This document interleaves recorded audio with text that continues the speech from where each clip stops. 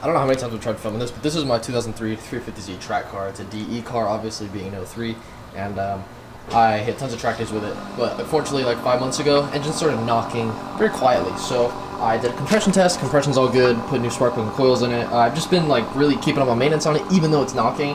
And I figured I will run it till it blows. So I found metal shavings in the oil about 3 track days in, and still was like, I'll run it till it explodes, and we'll go from there. So far it's been 6 track days and 5 months, and it's showing no signs of death.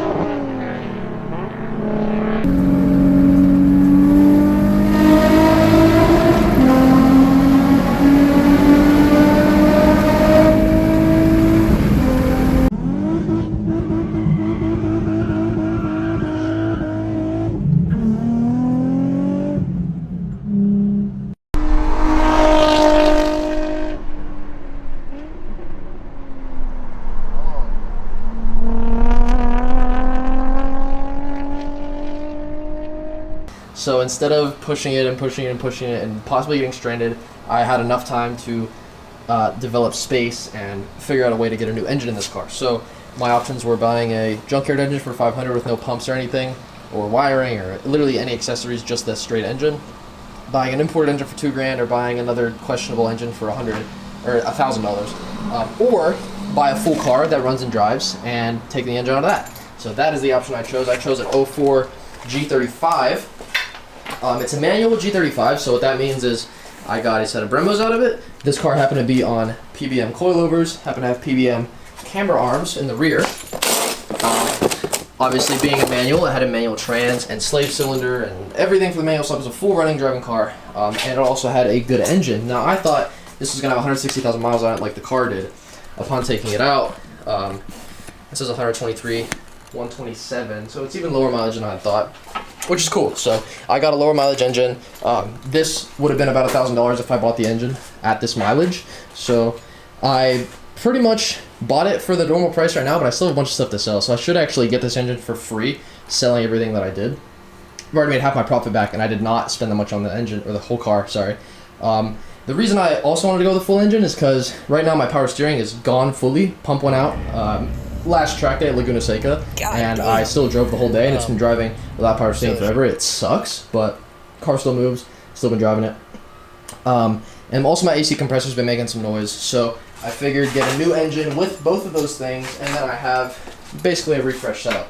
Along with that, I also get a harness. I get another diff, a rear subframe, all the knuckles, so tons of spares, full another intake manifold I can port and do whatever I want with. So again, that's what I went with. Reading forums and just doing research, I determined that my engine has raw length because of oil heat. So it has a 1900 oil cooler right now that's ducted, and usually oil temps stay below 260, but there's been quite a few times before I ducted it where it would still get up to like 300, and I would still be running it. I wouldn't take a cool down lap or anything. I would run the full session, and maybe it wasn't the smartest idea of me, but engine still runs great besides the knock. So I decided I would go with a bigger cooler, so I bought a brand new 34-row cooler to go with this new engine. That way the whole car is kind of going to be reset up, and it should be a little more, I don't know the word for it, but it should be more resilient to any problems. And unfortunately, again, this engine is not perfect. We have leaking valve cover gaskets, and most unfortunately, I'm pretty sure this engine came out of a Z originally because someone had to swap over this sensor, and when they swapped that over, if you guys know this engine at all, you would know that it's a tapered threaded MPT fitting. So they actually cracked the lower oil pan. So I have to go grab another lower oil pan. I'm going to take it off, fully reseal it, do a new rear main seal, new valve cover gaskets. I'm going to put my Nismo thermostat from there in here. I'm going to put the new cam and crank sensors in this car. I'm going to put my new valve covers on, my OEM coil packs and spark plugs. Everything's going to be going in. Also got some ARP bolts for the flywheel. This car, the G, came with a CZP lightweight flywheel. So I got that resurfaced, and it's pretty much new, ready to go in the car when I set it up again. And yeah, so right now what I'm going to do is make space. I actually took the engine out and parted out the whole G in the garage, even though it was a one-car garage. Dropped the trans, got the engine out, got the whole front end off. So that's what I'll be doing again. Today at work, I drained the AC out of the car, so I could even get started on today if I wanted to. All I have to do is drain coolant, power steering, and that's it. Engine should come out. So we'll go ahead and get started on that. But first, like I said, gotta clean out the garage, make some space. The hoist can go here, this engine's gonna go in the corner, and then all this stuff has to be hidden somewhere so I can pull that car and actually get started on the swap, because I have a track day in less than a month. So my goal is to make it to that track day with this new engine and with this car set up and ready. Just so you fools know I'm not bullshitting with this knock. I don't know how well you can hear it, and I can't even really tell where it comes from, but my first time seeing it. Oh Lord. Doesn't look that bad from the outside though. Shit, the paint's not bad. It looks clean. Okay. Fender got rust, but shit. Some slotted rotors on that joint. Okay. Wheel spacers too. Shit. First start up on this piece of shit. It's like 2 or 3 quarts low on the oil. Let's hear it though. Is it still okay? Damn, it's dead. Oh my god. Alrighty.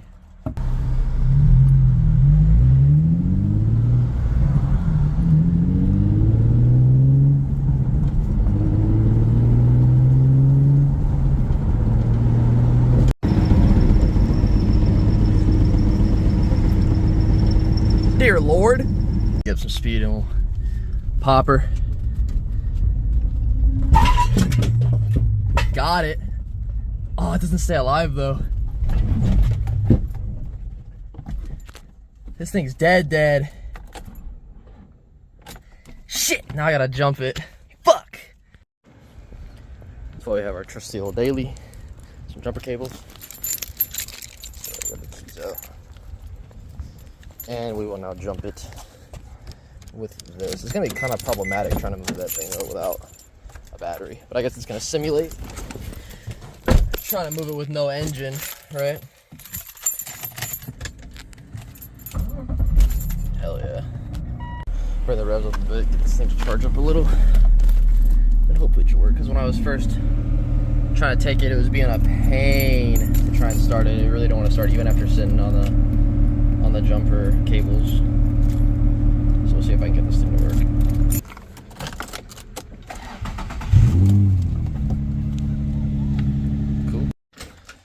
Alright, so I kind of underestimated the length of this car.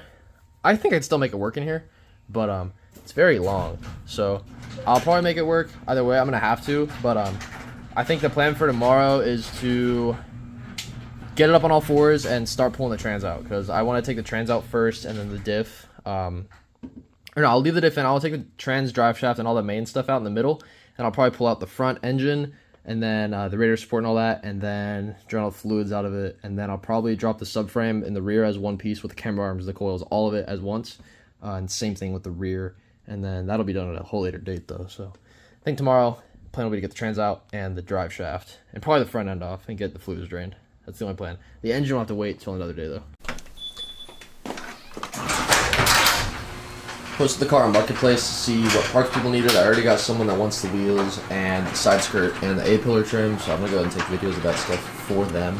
And then I was thinking last night, what I'll do probably is start unbolting the upper trans tunnel bolts, move the car out, because now it's still driving since it has a trans. Once the trans is out, it's not going to move, obviously. It's going to be left a rolling shell, but it's not going to be able to move under its own power, so that's going to be kind of an issue when it comes to bringing it in my garage, because I'm on a slant. So I was going to have to get it pushed up the hill. We'll figure it out. But, yeah, I want to get it out, professionally drain the AC, and all the stuff I don't want to drain in here. And then we will pull the car back in and probably pull off the front end and then do the trans. The front end pulling it off will make it way more roomy, so I might start with that and then find a place to put all that stuff before I get it up on all four. So now I'm gonna try moving the car out. I'm gonna hope his batteries are too dead. Let's see if it's too dead to start up.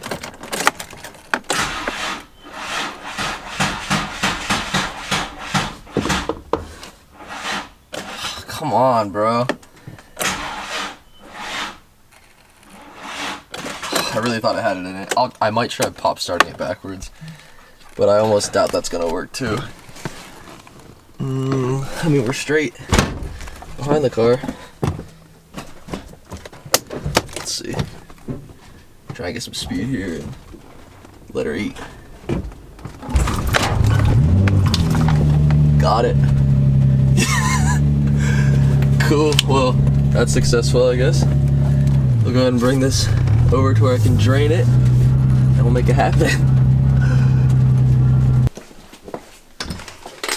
Alright, in typical fashion, I'm terrible at updating, but little quick one. Pretty much been sitting around cleaning the garage, getting the floor clean. That way I can roll around on it and be comfy. So floor of the garage is now clean. I swapped the wheels onto my Z, so I'm not sitting out there on the good tires. And here's the G. So hood is just laid on top. It's not actually in or anything. Someone's supposed to buy the hood hinges. Someone's actually coming right now for all this stuff. This is all the seat belts with the buckles and the window switches, door handles, because he's swapping his car to black. So I'm going to end up selling those in about 30 minutes.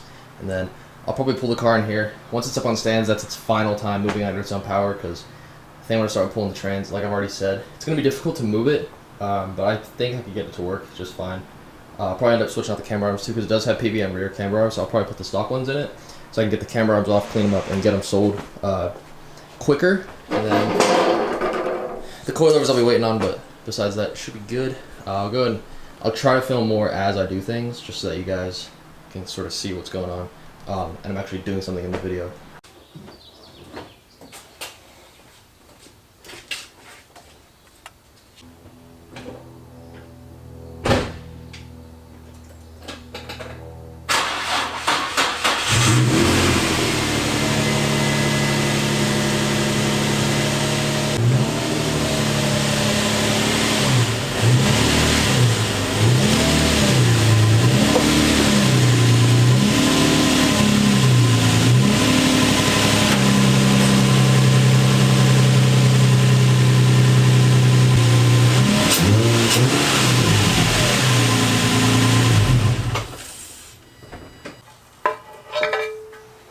There's our plenum.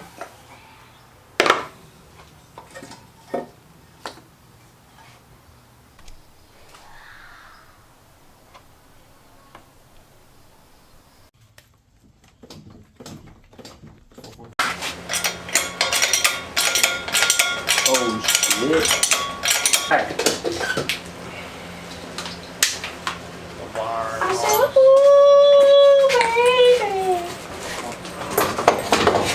Dragging in. It's a blow. It's a starter.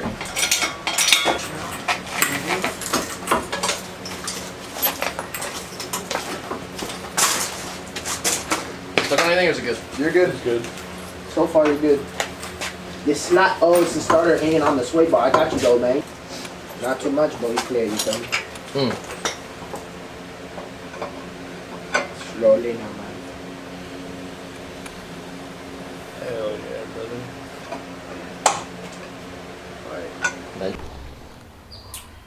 Alright, so with the G, I did not update much at all because I always suck at video recording and I suck at making videos. I always start videos and never finish them.